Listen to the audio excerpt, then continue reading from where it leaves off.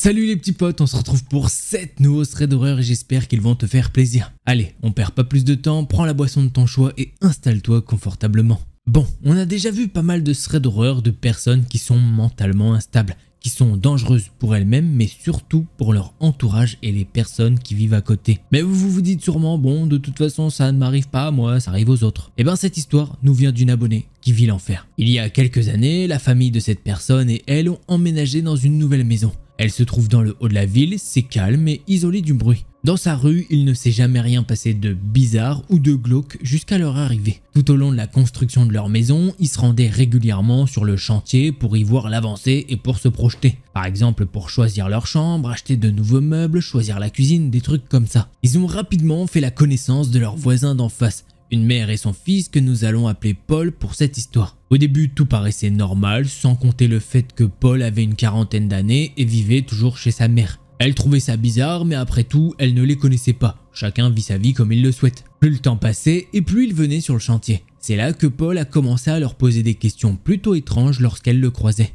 Est-ce que vous connaissez la magie? Est-ce que vous possédez des ouvrages sur les sciences occultes? Est-ce que vous êtes des gourous? Au début, elle trouvait ça vraiment bizarre, jusqu'à ce qu'elle apprenne qu'il était schizophrène. La mère de Paul leur a confié qu'il avait fumé trop de salade étant jeune, ce qui avait développé cette maladie en lui. Cela donnait alors sens à ses interrogations, mais tout en restant quand même assez flippant. Elle s'est alors renseignée sur cette maladie et apparemment elle a découvert des choses plutôt glauques, comme l'obsession par la magie, les sciences occultes, le fait d'être persuadée d'aller en enfer après la mort, et les hallucinations qui peuvent parfois mener à faire des choses graves. Mais après tout, Paul était traité pour cela, et entouré, et elle se disait donc qu'elle n'avait rien à craindre. Puis vient le jour du déménagement. Il vient sonner 7 fois pour leur demander à nouveau s'ils sont magiciens. Inutile de préciser qu'ils répondent toujours non, car ils ne savent pas ce qui les attendrait s'ils répondaient oui. Au début, il vient sonner 1 à 2 fois par semaine pour leur poser à peu près toujours les mêmes questions sur la magie et les sciences occultes. Mais par la suite, il a commencé à venir sonner tous les jours, puis plusieurs fois par jour. C'est alors qu'elle s'est dit que malgré son traitement, il est quand même très insistant et cela commence à lui faire peur. Elle a honte de dire ça, mais elle assure que lorsque l'on vit ça, ce n'est vraiment pas rassurant. Une nuit, alors qu'elle rentre chez elle après avoir été boire quelques verres, il la surprend en lui disant bonjour. Il est à peu près 2h30 du matin.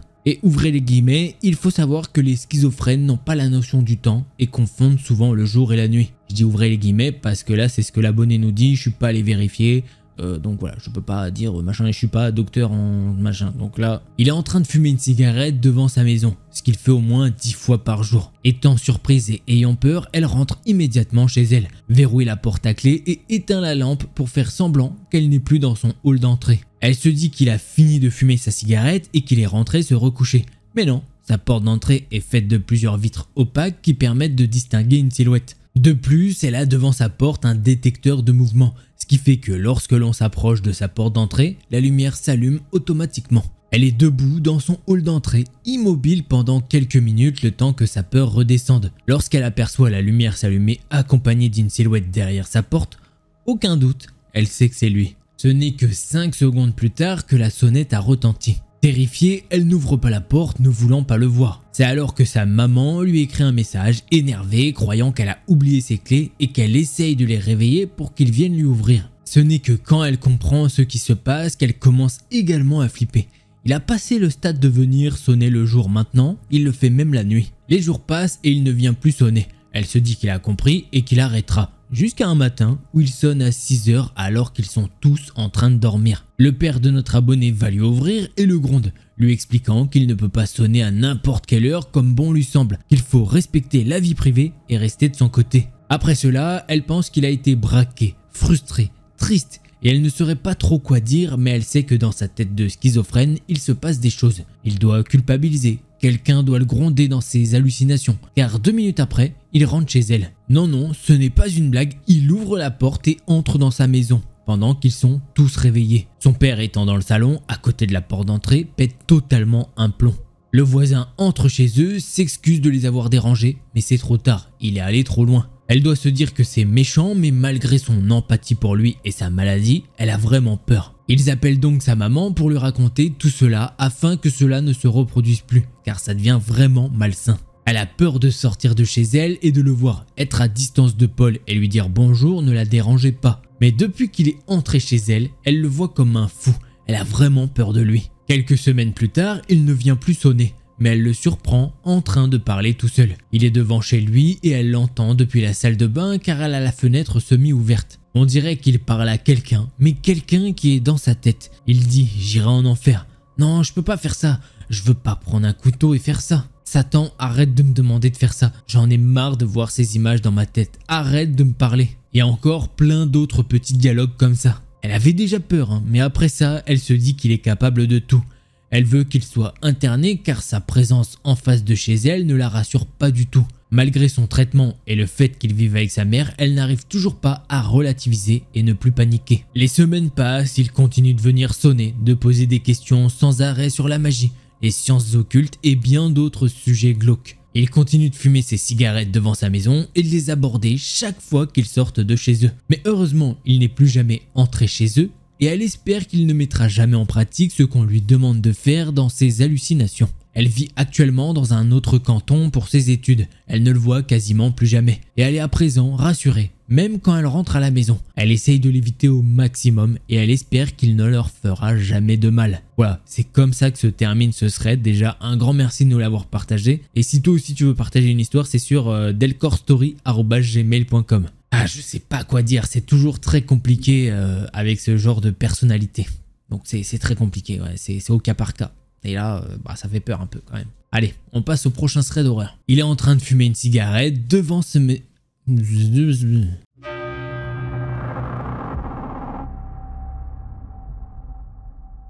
Et si vous vous réveillez avec quelque chose, une silhouette qui vous regarde et que tout naturellement vous pensez que c'est quelqu'un de votre famille, mais que au final ce n'est pas le cas, qu'est-ce que vous feriez? Allez, justement, on va découvrir ce que notre amie Elise va faire. Elise travaille dans un restaurant de sa ville. Le week-end, elle va chez sa grand-mère qui n'est pas très loin de son lieu de travail. Tout ça pour faire une petite sieste entre deux services du midi et du soir. Un week-end, elle va chez sa grand-mère et décide d'aller directement dormir car elle est exténuée après son service du midi. Mais elle n'arrive pas à dormir car sa famille est dans une pièce à côté et qu'ils parlent assez bruyamment. Elle a son téléphone à côté d'elle et décide de reculer son réveil à 17h30 au lieu de 17h. Elle veut vraiment essayer de dormir. À un moment, elle réussit à s'endormir et elle fait un rêve, ou plutôt un cauchemar, puisqu'elle se voit en train de manifester dans une ville avec beaucoup de monde. Elle est accompagnée de deux jeunes femmes entre 18 et 25 ans qu'elle ne connaît pas et un très bon ami à elle. Finalement, la manifestation se passe assez mal et un mouvement de foule les fait monter dans une voiture où elle est assise à l'arrière. Ils ne peuvent pas s'enfuir car vraiment ils sont entourés de monde partout.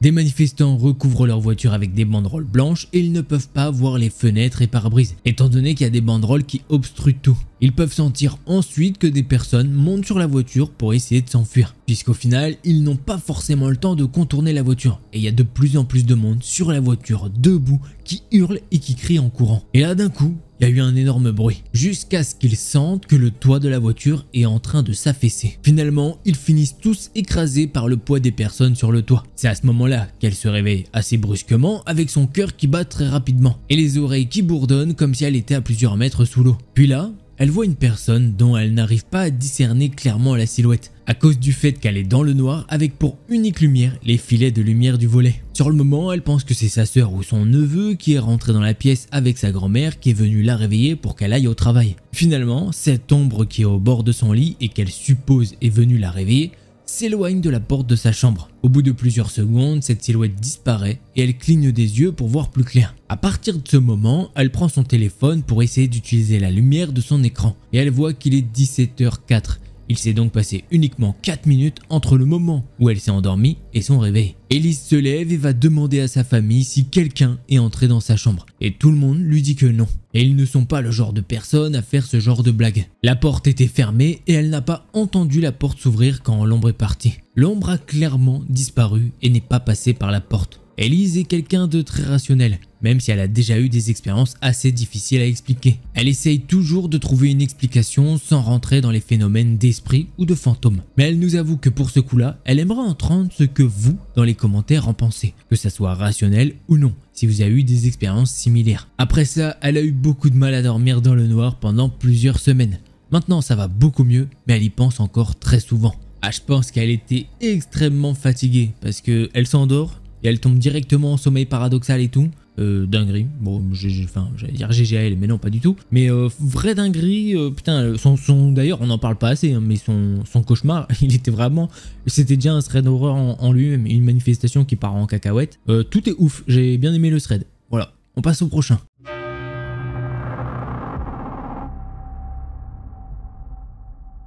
L'histoire que je vais vous raconter, c'est celle de Léa et de sa sœur Pauline. Sa sœur Pauline, à ce moment-là, elle a une amie imaginaire qui s'appelle Émilie. Pauline raconte à sa sœur et à ses parents qu'Émilie vit dans son placard. Elle porte une vieille robe noire et elle a des longs cheveux noirs et elle a le même âge que sa sœur. Pauline joue avec elle constamment, les parents de Léa commencent à remarquer que sa sœur agit bizarrement. Des fois, elle reste assise au centre de sa chambre et murmure certaines choses à son amie Émilie. Et elle est de plus en plus distante avec Léa et ses parents. Léa se souvient d'un jour très spécifique. Un jour, elle est passée devant la chambre de sa sœur et elle était assise au centre de la pièce. Quand d'un coup, elle s'est retournée et elle a sifflé dans sa direction. Léa a eu très peur ce jour-là et elle avait l'impression que ce n'était plus sa sœur qui était en face d'elle.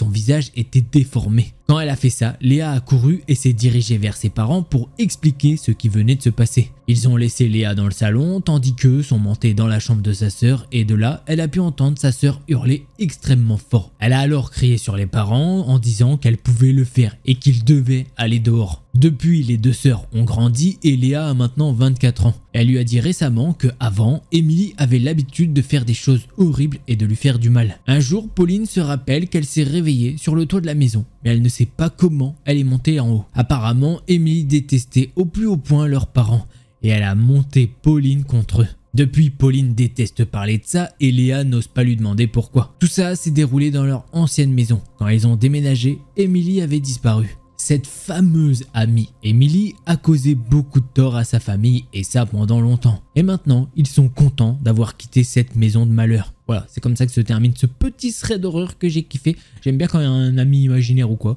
et qui apparemment fait des choses bizarres parce que t'es petite, pourquoi t'irais monter sur le toit? Enfin, je sais pas, il y a des trucs t'es en mode ouais, je me dis possiblement ça existe ces choses-là donc ouais, j'aime bien. Moi, je sais pas ce que t'en penses de ce petit thread. Voilà. Allez, prochain thread d'horreur.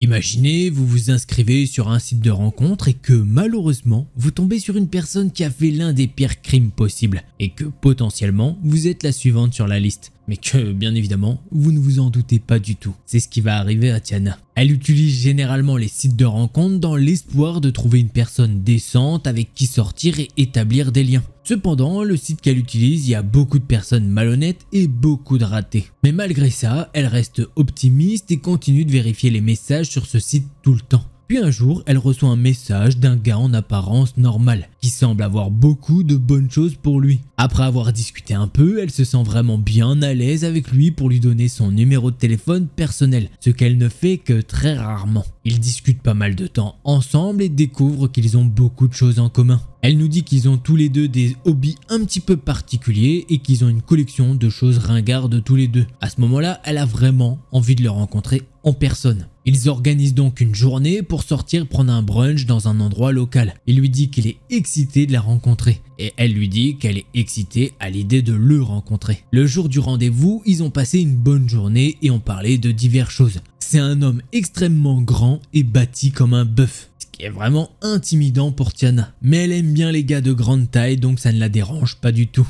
Après un moment de conversation, l'homme reçoit un texto de sa mère qui lui demande où il se trouve car elle a besoin de lui avec l'aide de son père. Tiana lui dit qu'elle aimerait le revoir bientôt quand il pourra et il ressent la même chose. Alors il quitte le restaurant et elle se dirige vers sa voiture. Ils finissent par s'arrêter un moment et ils ont discuté un petit peu plus longtemps. Mais d'un coup, il lui demande si elle peut le sentir. Surprise, elle ne sait pas du tout de quoi il parle et elle lui demande de quoi il parle justement. L'homme se rapproche un petit peu plus d'elle et il lui fait sentir son entrejambe. Elle regarde un petit peu nerveusement autour d'elle dans le parking. Elle cherche à voir s'il y a quelqu'un à proximité pour lui demander de l'aide. Malheureusement, il n'y a personne et son attention s'est donc retournée vers lui. Peur de ce qu'il peut faire, il attend visiblement qu'elle le touche. Elle met sa main et tremble et essaye de toucher sa cuisse. Puis il lui dit « Ah ouais, là je peux le sentir ». Elle se met à rire nerveusement et ment. Mais le mec lui attrape la main avec force et la fait sentir son haine. Heureusement, elle a réussi à dévier sa main et lui demande si maintenant elle le sent mieux. Elle ment encore une fois et dit oui que là elle le sent. Elle a tellement peur qu'elle est à court de mots. Elle nous rappelle qu'il est vachement très grand et s'il veut, il peut facilement la soulever, lui mettre une main devant la bouche et la pousser dans sa voiture sans transpirer. Pour rompre le silence gênant, elle dit « Eh bien, je vais y aller maintenant ». L'homme lui dit au revoir et part dans sa voiture. Tiana, elle torpille dans sa voiture et verrouille la portière dès qu'elle est assise sur le siège. Ses mains tremblent de plus en plus, alors elle agrippe le volant et rentre chez elle. Elle jette de temps en temps un coup d'œil dans le rétroviseur pour s'assurer qu'il ne l'a pas suivie. Quand elle rentre chez elle, elle se nettoie soigneusement les mains. Même si elle ne l'a pas vraiment touchée, elle se sent sale. Rien que d'y repenser, ça la rend malade. Et se laver les mains encore et encore la fait se sentir moins sale. Après ce jour-là, elle ne lui a plus jamais répondu, ni à ses SMS, ni à ses appels. Maintenant, c'est là que les choses encore plus effrayantes vont arriver. Déjà que c'est déjà pas mal, hein. Tiana sait que son prénom et son nom sont vrais, puisqu'il a mentionné le nom de son père. Et elle a cherché sur internet, alors elle a découvert quel était son deuxième nom de famille. Elle a ensuite mis son prénom et son nom sur la barre de recherche spéciale pour criminels et toutes les informations qu'ils auraient pu avoir. Elle a besoin de savoir, surtout si c'est un criminel. Le premier article où elle a vu son nom complet est un article sur une femme dont le corps a été retrouvé sur le bord de l'autoroute, dans une sorte de sac de couchage ou bien un sac noir. En lisant l'article, elle a remarqué que certains noms étaient utilisés, d'abord son nom et d'autres. Un petit peu plus bas de l'article, elle a pu lire ce qu'il a fait à cette femme. Il y a une autre partie où le journaliste parle avec ses parents. Les dates d'anniversaire et son âge correspondent à ce qu'il lui a dit. Et le nom et prénom de son père correspond avec ce qu'il lui a dit. Il n'a été emprisonné que pendant 10 ans ou moins pour ce qu'il a fait. Lorsqu'il est arrivé sur le site de rencontre, il lui a dit qu'il était sorti de prison un mois auparavant. Et là, bam, maintenant tout connecte dans sa tête. Ça fait comme s'il y avait une brique qui l'avait frappé en pleine tête. Elle vient de sortir avec un homme qui a tué une femme et il ne lui a jamais dit. Si elle l'avait su, forcément, elle ne serait jamais sortie avec lui. Elle ne lui aurait jamais donné son numéro personnel. Depuis, elle n'espère qu'il n'a pas fait des recherches avec son numéro de téléphone pour trouver son adresse. Et voilà, c'est comme ça que se termine ce thread d'horreur qui, ma foi, est malheureux. C'est une dinguerie. Ça me fait mal, tu sais, quand je lis l'agression qu'il y a eu clairement sur le parking. Des fois, j'ai pas envie de vous les lire. Clairement, je suis en mode non, j'ai pas envie. Mais voilà, il faut aussi que je partage pour que vous fassiez attention, clairement. Là, je repense à une petite technique. N'oubliez pas la clé. Si vous avez vos clés, vous mettez vos clés là comme ça. Tu peux mettre une grosse patate qui va faire très mal au cas où. Voilà, c'est des petites techniques, hein, des petits trucs. Mais ouais, je sais que ça peut faire peur, bien sûr. Ouais, clairement, ça me fait pas plaisir. Voilà, je vais finir cette conclusion parce que ça fait pas du bien. Voilà. Allez, prochain thread d'horreur. C'est un homme extrêmement gris. N'importe quoi, mais c'est un homme... Et j'ai jamais vu ça. Un homme extrêmement gris, alors que c'était grand et bâti.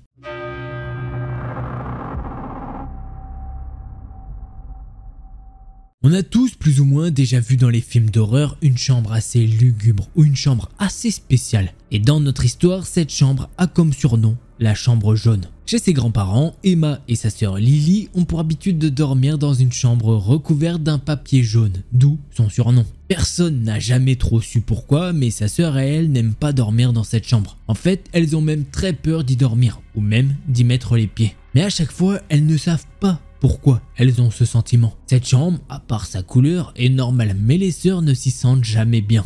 Après beaucoup de négociations, elles ont réussi au fil du temps à échanger leur chambre avec celle de leurs parents, car elle était beaucoup moins flippante. Le temps passe, Emma et Lily ont maintenant 23 ans et elles n'ont toujours pas envie de dormir dans cette chambre jaune. Emma ne sait toujours pas pourquoi, il y a ce sentiment de malaise. Il y a quelques mois, à l'occasion d'un repas de famille, sa petite cousine âgée de 14 ans lui a demandé « Alors, tu dors où ce soir ? Chez papy et mamie ?» Honteuse de lui raconter qu'elle est trouillarde, elle fuit et elle lui dit qu'elle ne sait pas où elle va dormir. Et Emma lui demande alors pourquoi elle lui pose cette question. Sa petite cousine lui répond alors « Oh, je sais pas, comme ça, moi j'aime pas dormir dans la chambre jaune. » Alors là, ça fait ding dans la tête d'Emma et elle va vers son cousin de 22 ans et lui demande ce qu'il pense de la chambre jaune. Il se met à rire gêné et dit « Je sais pas, j'aime pas trop y dormir. » Bon, là, elle comprend pas pourquoi personne n'aime dormir dans cette chambre. C'est bizarre quand même. Alors, Emma va voir ses parents et leur explique la situation. Ils lui répondent le plus naturellement du monde. Ah, c'est peut-être parce qu'avant, un médium habitait la maison. Peut-être que son bureau devait être dans cette pièce. Les enfants sont plus sensibles à ce genre de choses. Et maintenant, Emma a encore plus peur de dormir dans cette fameuse chambre jaune. voilà, c'est comme ça que ça se termine.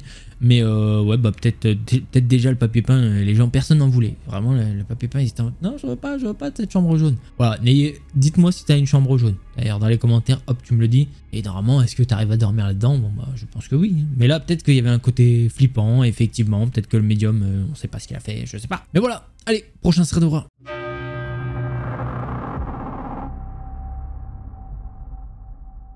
Alors juste avant que commence ce 6ème thread d'horreur, eh ben n'hésite pas, un petit pouce bleu et un abonnement, ça fait toujours plaisir. Allez, on reprend avec l'histoire. L'histoire que je vais vous raconter, c'est celle de Pure et ça date d'il y a quelques années et elle ne l'oubliera jamais. Une nuit, alors qu'elle était allongée dans son lit et qu'elle essayait de dormir, sa chatte noire Sabrina gratte à sa porte de sa chambre pour en sortir. Fatiguée, mais à moitié réveillée, elle se glisse hors du lit et se traîne jusqu'à sa porte pour la laisser sortir. Elle va vers la porte et l'ouvre, puis pousse la porte moustiquaire pour qu'elle puisse partir. Cependant, après avoir fermé la porte moustiquaire, elle regarde de l'autre côté de la rue. Elle regarde à côté de la maison de son voisin pour être plus précise. Dans l'allée, près de la maison, se trouve un camion Chevrolet de 1995 de son père. De l'autre côté du camion, et elle voit une étrange silhouette debout près du capot. Elle ne peut voir que ses épaules et le haut. D'après ce qu'elle peut voir, il a une tête très grosse. Plus grosse que son corps. Son cou est mince et ses épaules paraissent osseuses. Quoi qu'il en soit, il y a deux grands orbites vides là où devraient être les yeux.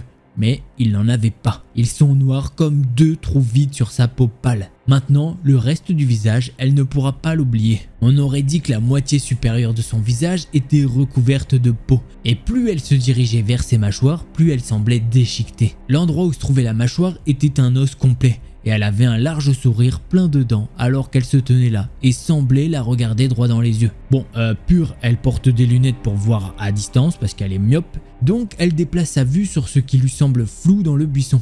Elle plisse les yeux pour voir mieux, mais les choses ont encore plus empiré. Elle peut voir plus de détails sur cette créature avant qu'elle ne plisse les yeux. Tout dans son apparence est devenu plus clair et détaillé. La texture de sa peau, les rides, les morceaux de chair déchirés. Il n'y a aucun doute sur ce qu'elle voit maintenant. Terrifiée, elle ferme la porte latérale et la verrouille. Elle respire très fort alors que son cœur bat à tout rompre dans sa poitrine. Même à ce moment-là, elle essaye de se raisonner sur le fait que peut-être ce qu'elle a vu n'est pas réel. Mais elle ne peut pas s'en débarrasser. Elle sait ce qu'elle a vu. Toujours effrayée, elle court dans sa chambre et saute dans son lit. Elle a 30 ans, mais l'âge ne fait pas le courage. Elle a donc pris ses couvertures et s'est cachée sous ses couvertures comme une enfant. Après toutes ces années, elle s'est souvenue qu'elle a déjà ressenti cette peur quand elle était enfant. Elle se réveillait et vivait des terreurs nocturnes. Et cette peur n'a pas pu s'échapper de son imagination. Mais si au final ce n'était pas que des terreurs nocturnes, car elle se souvient qu'elle se cachait sous les couvertures après ses cauchemars. Toujours sous sa couette, elle peut entendre des bruits très bizarres,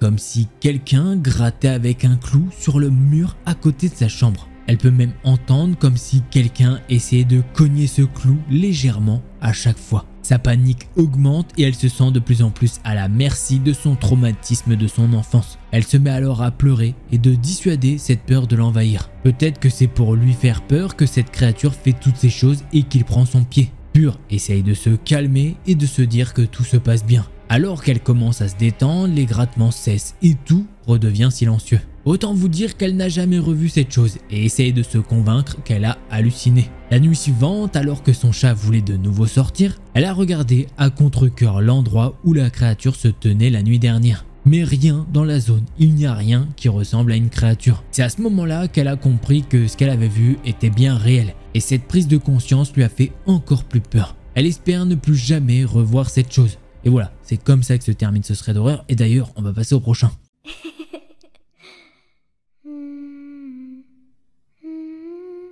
La fougue de la jeunesse, l'envie de liberté, l'envie de faire ce que nos parents nous interdisent car on veut braver l'interdit. Vouloir sa liberté, même face au danger. Mais quel prix seriez-vous à payer pour l'avoir? C'est ce que l'on va voir dans cette histoire avec Valentine. À ce moment, elle a 15 ans et elle est en dernière année de lycée. Elle fréquente un garçon et ses parents ne sont pas au courant, puisqu'apparemment ses parents leur ont donné à ses frères et à elle une éducation très stricte. C'est-à-dire pas de petits copains ni de petites copines. Enfin, pas de distraction comme lui disent ses parents. Mais bon, Valentine, elle est tombée amoureuse et elle ne peut pas se résoudre à obéir à ses parents. Elle décide donc de voir son petit copain en cachette. Mais à un moment donné, ils ont fini par le découvrir. Et ce moment est le plus désagréable pour elle et ses parents lui ont tout simplement interdit de le revoir. Folle de rage, elle a parlé à son petit ami de fuguer et son petit ami l'a encouragé à le faire. La nuit venue, elle prend donc un sac à dos et part. Valentine sait qu'il faut qu'elle fasse vite car ses parents ne vont pas tarder à le découvrir et ils habitent un tout petit village. Donc la majorité des habitants ne vont pas tarder à aller à sa recherche. Avec son copain, ils ont décidé d'élaborer un plan avant de partir. Elle doit le rejoindre dans un village voisin où il habite.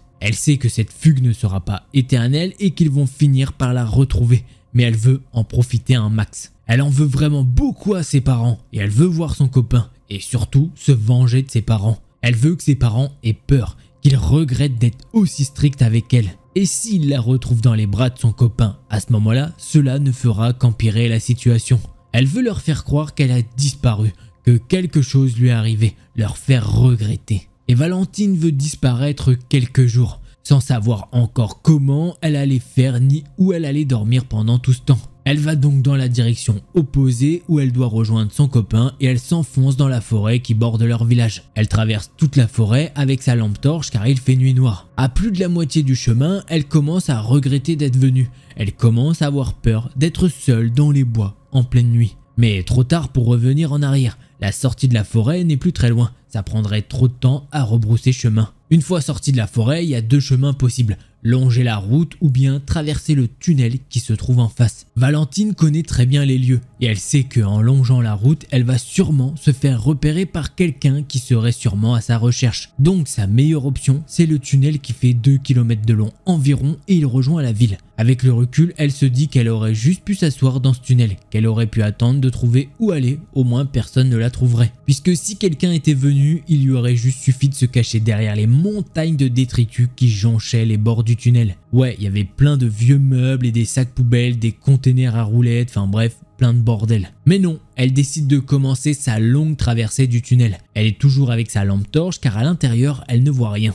Après une bonne demi-heure à marcher, elle commence à entendre des bruits qui résonnent dans le tunnel. Ces bruits viennent de devant. Valentine s'arrête pour mieux entendre. Et oui, il y a bien quelqu'un dans le tunnel. Mais elle est dans une sorte de tournant. Elle ne peut donc pas le voir, elle peut juste l'entendre. Le truc qui la rassure, c'est que cette personne ne la voit pas non plus. Elle décide de s'arrêter et d'écouter les bruits. Et ce qu'elle va entendre, elle s'en souviendra toute sa vie. Valentine entend un homme rouspéter dans sa barbe. Elle entend également des clics métalliques et des bruits de sacs poubelles. Elle essaye d'écouter davantage, elle comprend que l'homme est en train d'éventrer des sacs poubelles et que les clics métalliques sont ceux d'un couteau rétractable. Il s'amuse à le fermer et à l'ouvrir à chaque fois qu'il éventre un sac. Tout en faisant ça, il dit « Je vais te planter, je vais te crever, si je te croise, oh, je vais te crever ». Puis il se met à lâcher des insultes envers un autre homme. Ce type en veut clairement à quelqu'un. Valentine pense rapidement qu'il faut qu'elle se tire de là. Mais elle est totalement tétanisée par la peur.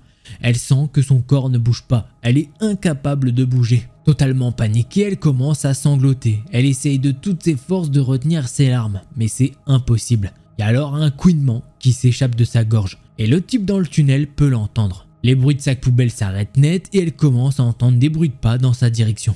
Et l'homme se met à crier « Oh, c'est toi, fils de p... » Elle éteint vite sa lampe torche et se colle contre un mur du tunnel. Elle fait tout pour ne pas bouger et elle ne fait aucun bruit. Mais à l'intérieur d'elle, Valentine est totalement paniquée. Elle mord fort sa lèvre pour ne pas faire de bruit et les larmes coulent sur ses joues, tant à cause de la peur que de la douleur. Les pas la dépassent et se sont arrêtés un tout petit peu plus loin. Elle entend alors un homme hurler « Je vais te crever, sale merde !» et tout un tas d'insultes et de menaces tellement crues qu'elle ne peut pas nous les dire. Puis l'homme revient sur ses pas et retourne à ses préoccupations avec ses sacs poubelles. Elle décide de bouger sans un bruit et de garder sa lampe éteinte. Elle est donc repartie du côté d'où elle vient. Elle attend au moins 10 minutes de marche silencieuse avant de s'autoriser à courir et de fondre en larmes. Elle continue de courir encore jusqu'à la fin du tunnel et puis, essoufflée, elle se contente de marcher très vite tout en regardant autour d'elle constamment. Elle traverse la forêt encore plus effrayée qu'à l'aller, jusqu'à ce qu'elle aperçoive des lumières de lampe torche. Il s'agit de son père et de son petit ami ainsi que de 2 voisins. Son copain, ne la voyant pas arriver au lieu de rendez-vous, a paniqué et s'est rendu chez ses parents et il leur a tout raconté ce qu'il prévoyait de faire. Ils se sont donc tous mis à sa recherche. Valentine leur raconte ce qui lui est arrivé. Ses parents n'ont pas du tout eu le cœur de la punir. Par la suite, ils l'ont autorisée à voir son copain. Toujours sur surveillance, par peur qu'il passe à l'étape supérieure, Mais à leur grand soulagement, cette relation n'a pas duré de toute façon. Ce garçon n'avait pas de très bonnes influences sur elle. Aujourd'hui, avec un peu de recul et de son point de vue d'adulte, elle comprend la décision de ses parents, qu'ils ne voulaient que son bien, et qu'ils étaient juste inquiets comme tout parent. Elle se rend compte aussi à quel point cette fugue était stupide. Quoi qu'il en soit, ce soir-là, elle a eu la peur de sa vie. Elle ne sait pas qui était le type dans le tunnel, probablement un clochard, ni ce qu'il aurait pu lui faire s'il l'avait vu. Il avait l'air d'en vouloir à quelqu'un en particulier et donc pas forcément à elle. Mais honnêtement, elle veut pas le savoir. Et ça, on peut le comprendre parce que franchement, le mec, là en tout cas, au vu de la description, elle est vraiment bien flippante. Voilà, je t'invite à mettre un gros pouce bleu et un abonnement. Et si tu veux plus de threads d'horreur, je t'invite à cliquer sur une de ces deux vidéos là. Allez, c'était Delcor. En attendant la prochaine vidéo, portez-vous bien, tous les petits potes. Elle sait que cette figue... Pourquoi tu me parles de fruits? Qu'est-ce que c'est quoi ce délire?